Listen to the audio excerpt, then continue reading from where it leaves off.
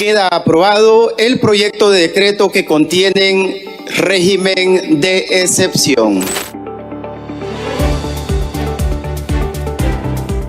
La última semana de marzo de 2022, 86 personas murieron asesinadas en El Salvador. No fue un terremoto, no fue una guerra, no fue ninguna catástrofe. Fue una orden. La Fiscalía General de la República sostiene que esa orden salió de hombres encerrados adentro de las prisiones de este país. Hombres que llevaban años entre rejas. Hombres que, según los fiscales, nunca dejaron de mandar. 86 familias enterraron a sus muertos esa semana. 86 funerales. 86 ataúdes. 86 familias esperando todavía una explicación. Y uno de los hombres que aparece en el expediente de la Fiscalía por esos hechos lleva décadas encerrado, Borromeo Enrique Enríquez Solórzano, alias el Diablito de Hollywood. Si quieres saber quién construyó la Mara Salvatrucha 13 desde adentro de una celda, cómo se manda una organización criminal desde prisión y por qué políticos de distintos partidos terminaron sentándose frente a este hombre, suscríbase ahora mismo a Alerta Criminal El Salvador y active la campanita. Aquí reconstruimos cada semana los casos más importantes de la lucha contra el crimen en El Salvador. Esto apenas empieza. ¿Cómo puede un preso manejar una organización criminal desde adentro de una celda durante más de 20 años? Esa es la pregunta que va a contestar este video. Y la respuesta no empieza en El Salvador. Empieza a más de 4.000 kilómetros de aquí, 1986, San Salvador sacudido por un terremoto, la guerra civil sin terminar. Miles de familias huyendo como pueden, entre ellas la familia de un cipote de 8 años. Se fueron a vivir a Los Ángeles, a los barrios del oeste, Pico Unión, Westlake, colonias donde las pandillas ya tenían las esquinas, los parques, las escuelas, colonias donde un cipote centroamericano recién llegado no tenía muchas opciones. El padrastro jalaba como mecánico, el cipote le ayudaba en el taller, al padrastro lo conocían como Diablo. Borromeo contó años después, en una entrevista en prisión, que adentro de la escuela lo agarraban a golpes constantemente, lo acosaban. Una vez lo apuñalaron adentro del plantel, un chamaquito nuevo, sin conocidos, sin respaldo, en una ciudad que no era la suya. Tenía 11 años cuando entró en la clica Hollywood Locos de la Mara Salvatrucha. 11 años. El cipote que le ayudaba a su padrastro en el taller se metió a la Mara Salvatrucha 13 antes de cumplir 12. Agarró el apodo del viejo Diablito y desde ese momento su vida no volvió a tener otro camino. Antiguos integrantes consultados por investigadores dicen que desde bien chamaco ya andaba en robos en la calle. La pandilla lo formó, lo curtió y él aprendió todo lo que necesitaba saber. A finales de 1991, Borromeo regresó a El Salvador, tenía 13 años. Una fuente pandillera citada por El Faro sostiene que salió de Los Ángeles huyendo después de un tiroteo desde un carro donde varias personas resultaron heridas. Eso no es una condena, es lo que andaba contándose entre los de la pandilla. Se fue a vivir a la colonia San Felipe, en Ilopango, donde estaba su mamá. Llegó con la cabeza llena de cómo se hacían las cosas en Los Ángeles, con los tatuajes, con la ropa, con los gestos, con los contactos, y lo que encontró fue un país donde la Mara Salvatrucha 13 todavía era un montón de chamacos sueltos, sin nadie que los ordenara, sin estructura, sin mando, sin organización. Agarró trabajo de ayudante en un microbús de la Ruta G, y mientras cobraba los pasajes de colonia en colonia, mientras andaba por Ilopango, por Soyapango, por los mismos sectores donde crecería la pandilla, empezó a organizar. Nadie lo miraba todavía, nadie sabía quién era, pero ese cipote cobrando pasajes en un microbús ya estaba tejiendo lo que después iba a convertirse en la organización criminal más sangrienta que ha conocido este país. Entre 1992 y 1993, el Diablito ayudó a consolidar Zanzíbar Locos, una de las primeras clicas de la Mara Salvatrucha 13 formadas en El Salvador. Reclutó familiares, reclutó chamacos de las colonias, reclutó a gente de los mismos sectores donde él había crecido. Lo primero que hicieron fue vender droga.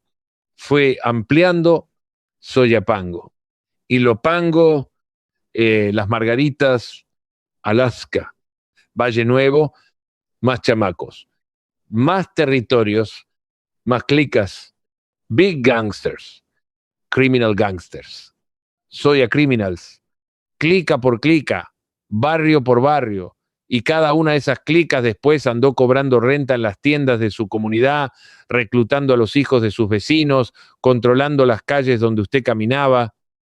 En 1995 lo agarraron preso por primera vez, penal de Tonacatepeque.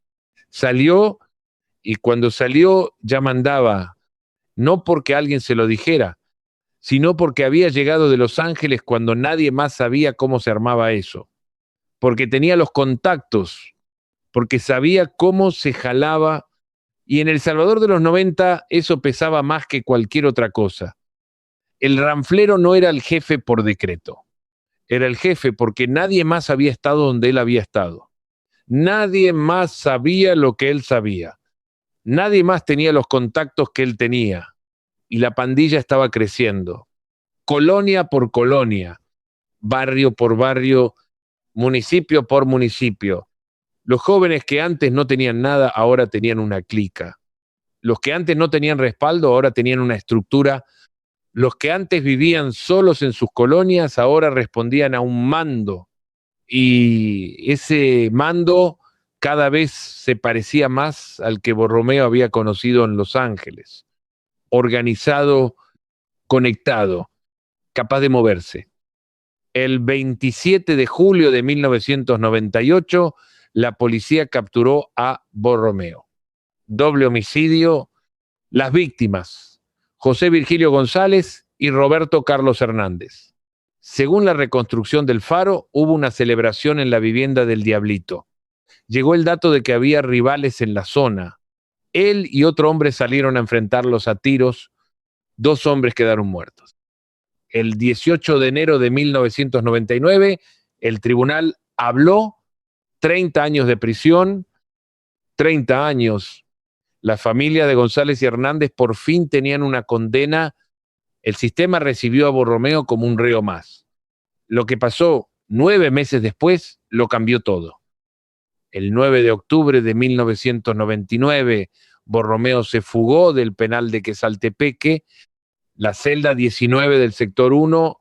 Desde allí, un grupo de reos había cavado un túnel, 50 centímetros de diámetro, 10 metros de longitud, desde adentro de la celda hasta el otro lado del muro. 50 centímetros. Piénselo, el cuerpo de lado, los codos en el suelo. Centímetro a centímetro, en oscuridad total, sin espacio para voltear, sin espacio para el error. Borromeo se arrastró por ese hueco junto con otros 10 reos, y al otro lado, la noche de Quesaltepeque lo esperaba libre. Un hombre condenado a 30 años por doble homicidio acababa de escaparse arrastrándose por un hueco de 50 centímetros. Se fue directo a la colonia San Felipe. Integrantes de varias clicas vigilaban el sector. Avisaban cada vez que aparecía la policía. Un hombre con condena de 30 años caminando tranquilo por sus propias colonias, comiendo donde sus conocidos, durmiendo donde sus compas, protegido por la misma gente que le había organizado. Meses enteros así, y la policía sin dar con él. Hasta el año 2000, cerca del Estadio Flor Blanca, la policía puso un control. Borromeo estaba en el grupo. Andaba con chaleco antibalas. Andaba armado. intentó enfrentarse a los agentes, lo sometieron, lo tiraron al suelo, lo esposaron. Y cuando le revisaron la identificación, el documento no decía Borromeo Enrique Solórzano, decía Rackson Mario Rivera Arias. Recapturado, armado, con chaleco antibalas, con un nombre que no era el suyo, un condenado a 30 años que había andado suelto meses enteros en sus propias colonias como si nada. El sistema lo recibió de vuelta. Esta vez no había túnel. Pero lo que Borromeo hizo adentro de esas prisiones en los años siguientes es lo que la mayoría de salvadoreños no sabe, y es la parte más importante de todo este caso. Cuando el condenado llegó al penal de Mariona, la Mara Salvatrucha 13 no mandaba nada dentro. Nada. La prisión la controlaba otra organización. Los de la Mara Salvatrucha 13 no tenían espacio. No tenían quien los respaldara. No tenían territorio. Borromeo fue golpeado, fue humillado. Le quebraron un brazo. Eso le hicieron al hombre que venía con los contactos de Los Ángeles. Al que había armado clicas por toda Soyapango e Ilopango. Al que se había escapado por un túnel de 50 centímetros. Adentro de Mariona, todo eso no valía nada. Finalmente, los de la Mara Salvatrucha 13 se juntaron en un rincón de aislamiento que ellos mismos empezaron a llamar la isla. Un rincón apretado. Los pandilleros más golpeados del penal, todos juntos ahí, sin poder, sin territorio, sin nada. Ese rincón fue el primer embrión de lo que después se iba a convertir en la Dirección Nacional de la Mara Salvatrucha 13, nacida no en las calles, sino adentro de una cárcel. Adentro de la isla, el diablito observaba, miraba a los suyos con el brazo quebrado, con la ropa sucia, sin territorio, sin poder, apiñados en ese rincón. Y mientras los demás miraban el suelo, él miraba hacia adelante. Empezó a hablar con cada uno, a organizar, a proponer. Desde ese rincón empezó a cambiar la historia de la pandilla en El Salvador. Borromeo fue pasando por varios penales: Sensuntepeque, Hilo Vasco, Apanteos. En Hilo Vasco, testimonios de antiguos integrantes dicen que pasó por una etapa de conversión religiosa. Esos mismos testimonios dicen que fue temporal. En febrero de 2002 estalló un motín en Apanteos. Las autoridades respondieron separando a los de la Mara Salvatrucha 13 del resto de la población reclusa. Creyeron que así los controlaban mejor. Lo que hicieron fue juntarlos. Y Borromeo lo aprovechó. Reunidos solos por primera vez, el diablito convocó reuniones adentro del penal. Hablaba de quién mandaba qué, de cómo se tomaban las decisiones, de cómo se resolvían los pleitos entre clicas, y algo que nadie en ese penal hubiera imaginado empezó a pasar. Integrantes que andaban libres en la calle empezaron a entrar al penal a reunirse con él, hombres libres, entrando a la cárcel a recibir instrucciones de un preso, y a finales de 2002 alguien metió un teléfono celular adentro, lo introdujeron oculto dentro del cuerpo de un visitante pandillero para pasar los registros de entrada. Piénselo, un visitante entra al penal, pasa el registro, llega a la celda y adentro deja algo que ningún guardia detectó: un aparato pequeño, una pantalla chiquita. Esa misma noche, una orden podía salir de ese penal y llegar a Soyapango, a Ilopango, a San Miguel en minutos. Llegar a la colonia donde usted vivía, a la esquina frente a la escuela de sus hijos, al negocio de su vecino.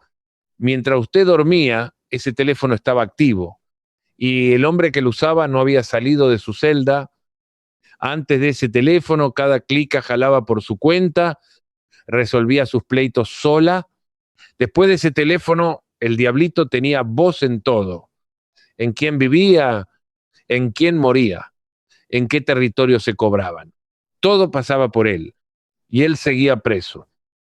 En 2003, el preso organizó lo que llamaron los programas, conjuntos de clicas, jalando juntas bajo un mismo mando, una sola zona, una sola voz. Quedó al frente del programa Hollywood. El mismo nombre de la clica donde había entrado con 11 años.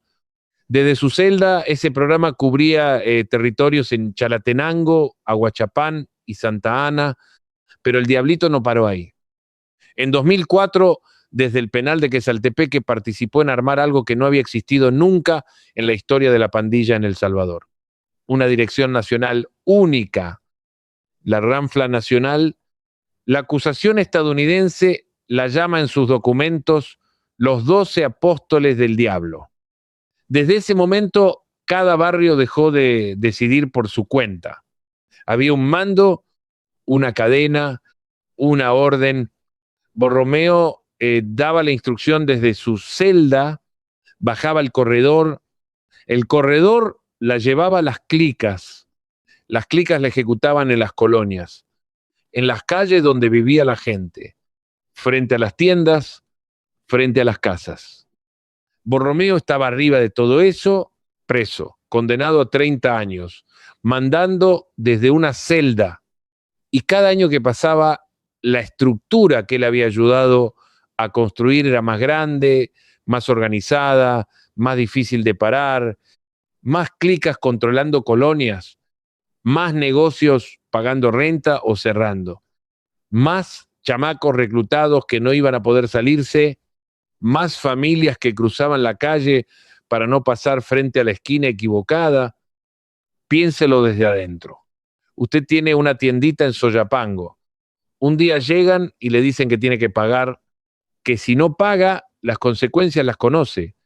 Usted no sabe quién dio esa orden, no sabe de dónde salió, pero esa orden salió de una celda, pasó por un corredor, llegó a una clica y terminó en su puerta.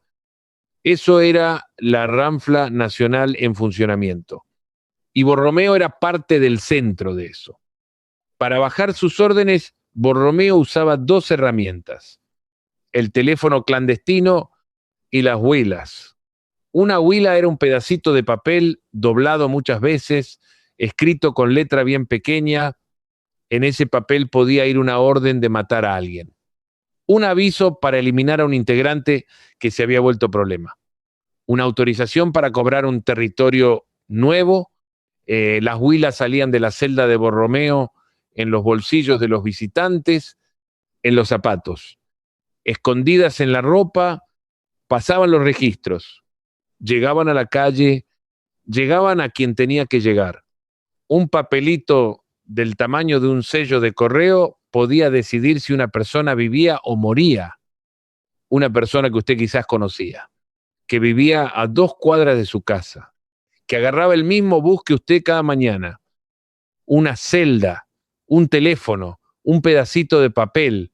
Con eso Borromeo manejó durante años el aparato criminal más sangriento de la historia de El Salvador. En 2005 lo trasladaron a Zacatecoluca, la cárcel de máxima seguridad, el lugar diseñado para aislarlo del mundo, celdas individuales, sin contacto con otros reos, sin visitas regulares, sin nada. Eso era la teoría. La realidad fue otra. La investigación del Faro y otros medios documenta que desde Zacatecoluca, Borromeo siguió siendo parte de la Dirección Nacional. Las huilas seguían saliendo, los teléfonos clandestinos seguían entrando, los visitantes seguían llegando con mensajes y saliendo con instrucciones. Siguió convocando, siguió ordenando, siguió mandando. La investigación sostiene que la cárcel de máxima seguridad no cortó su influencia. Lejos de eso. Adentro de Zacatecoluca nadie podía tocarlo, nadie podía amenazarlo, nadie podía llegar a ajustar cuentas con él. Y afuera la organización siguió creciendo, más colonias bajo control, más tiendas pagando o cerrando, más padres que no sabían cómo decirle a su hijo que no fuera a la escuela por esa ruta, más chamacos que entraban a la pandilla porque no miraban otra salida. Y en 2010, Borromeo y la dirección de la Mara Salvatrucha 13 tomaron una decisión que ningún salvadoreño que vivió esos días va a olvidar. El 7 y 8 de septiembre de 2010, ningún bus circuló en el país. Ninguno. Las calles amanecieron vacías. Los estudiantes no llegaron a las escuelas. Los trabajadores no llegaron a sus empleos. El gobierno tuvo que mandar camiones militares a mover a la gente.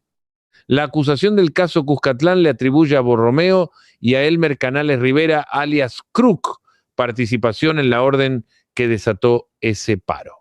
La pandilla amenazó con matar a cualquier transportista que no parara. Usted lo vivió, o lo vivió alguien cerca de usted, ese día que no pudo llegar al trabajo, ese día que sus hijos se quedaron encerrados, ese día que El Salvador entero obedeció una orden que salió de una celda. 2 días, 0 buses, el país entero de rodillas, y Borromeo seguía adentro de Zacatecoluca. Febrero de 2012, Borromeo transmitió instrucciones a las clicas para que no se metieran en las elecciones legislativas. Parélo ahí. Un preso instruyendo sobre unas elecciones nacionales. El 8 de marzo de 2012, en la madrugada, una caravana de carros penitenciarios salió de Zacatecoluca. Adentro iban los principales líderes de la Mara Salvatrucha 13 y de la Pandilla 18. Los trasladaron a Ciudad Barrios. Esa noche arrancó lo que el gobierno de Mauricio Funes llamó la tregua. Y en el centro de esa negociación, frente a las cámaras, apareció Borromeo Enríquez Solórzano, el diablito de Hollywood, preso por doble homicidio, condenado a 30 años, señalado por la Fiscalía como parte del mando que había paralizado el país 2 años antes. Ese hombre habló ante los micrófonos, dio declaraciones. Fue presentado como interlocutor oficial de la Mara Salvatrucha 13. En ese mismo momento, en alguna colonia de este país, alguien estaba velando a un familiar. En algún hospital, alguien esperaba noticias de un herido. En alguna tienda, alguien estaba contando el dinero de la renta que tenía que pagar esa semana. Mientras usted enterraba a su familiar, mientras usted pagaba renta por miedo, mientras usted cruzaba la calle para no pasar frente a los que controlaban la esquina. Políticos, mediadores y funcionarios del Estado entraban a negociar con Borromeo. Esa negociación sigue siendo uno de los episodios más controvertidos de la historia reciente de este país. El 5 de junio de 2013, el Departamento del Tesoro de Estados Unidos incluyó a Borromeo entre 6 líderes de la Mara Salvatrucha 13 sancionados como integrantes de una organización criminal transnacional. El documento oficial lo identifica por su nombre completo. Mientras en El Salvador algunos todavía lo presentaban como un hombre de paz, Washington ya lo había clasificado como criminal transnacional. Ese mismo año, la policía agarró cerca de la prisión de Ciudad Barrios a Jenny Judith Corado Portillo, pareja de Borromeo. La agarraron con $8,000 en efectivo. La fiscalía sostuvo que ese dinero venía de extorsiones, de las rentas arrancadas a los comerciantes, a los transportistas, a las familias que solo querían vivir tranquilas en sus propias colonias. Presentado como negociador de paz, sancionado por Washington y su pareja agarrada con $8,000 que la fiscalía atribuye a extorsiones cobradas a salvadoreños comunes. La tregua fue perdiendo fuerza, los homicidios volvieron a subir. El 19 de febrero de 2015, Borromeo volvió a Zacatecoluca, máxima seguridad, pero Borromeo adentro de Zacatecoluca no se detuvo. Un colaborador identificado en los expedientes como Cortés declaró que en marzo de 2015 Borromeo y Ricardo Adalberto Díaz, alias Rata de Leawards, armaron un grupo específico para atacar policías, agentes de la PNC, hombres y mujeres con uniforme que todos los días salían a las calles a intentar cuidar a la gente. Y desde una celda de Zacatecoluca, Borromeo estaba dando las instrucciones para matarlos. Documentos de inteligencia también señalan que Borromeo aprobó el homicidio de Walter Alexander Carrillo Alfaro, alias Shorty, líder de una facción disidente que había cuestionado la autoridad de la Ranfla desde el penal de Izalco. Shorty fue asesinado en enero de 2016. Una nota policial de ese mismo mes señalaba que la dirección encerrada había emitido órdenes de ataque contra una lista de blancos, jueces, fiscales, diputados, soldados, policías, una lista emitida por Borromeo desde una celda de máxima seguridad, el mismo penal que supuestamente lo tenía aislado del mundo. El 27 de octubre de 2019, los carros de centros penales sacaron a Borromeo del penal, lo llevaron al Hospital Santa Teresa por una supuesta emergencia médica. Investigaciones periodísticas sostienen que en ese traslado también pudo haber pasado por el penal de Izalco para transmitir información. Abril de 2020, un informe policial sitúa a Osiris Luna adentro de un penal en una reunión con Borromeo. Osiris Luna, en ese momento director de centros penales y viceministro de Seguridad de la administración Bukele. El documento citado por El Faro no detalla de qué hablaron un alto funcionario de gobierno, una reunión adentro de un penal, y al otro lado de la mesa, Borromeo, diciembre de 2020. El Departamento de Justicia de Estados Unidos presentó la acusación federal CR-20 hasta 577 desde el Distrito Este de Nueva York, 4 cargos contra Borromeo: conspiración para proporcionar apoyo material a terroristas, conspiración para cometer actos de terrorismo que trascendieran fronteras, conspiración para financiar terrorismo, conspiración de narcoterrorismo. Estados Unidos ya no lo llamaba pandillero, lo acusaba de terrorista, 4 cargos de terrorismo contra un hombre que llevaba décadas preso en El Salvador, que había construido todo eso desde una celda. El 2 de abril de 2022, Washington presentó formalmente la solicitud de extradición al 5º Juzgado de Paz de San Salvador. La última semana de marzo de 2022, 86 homicidios en 7 días. 86. La Fiscalía sostiene que Borromeo y la Dirección Histórica de la Mara Salvatrucha 13 activaron lo que ellos llamaban internamente las válvulas abiertas, una señal que autorizaba a las clicas a matar sin restricciones. Sin restricciones. El gobierno de Bukele respondió con el régimen de excepción. Iniciamos un régimen de excepción en nuestro país, está en nuestra Constitución. Para los que dicen... Y días después la presidencia publicó imágenes de los líderes de la pandilla adentro de sus celdas en Zacatecoluca.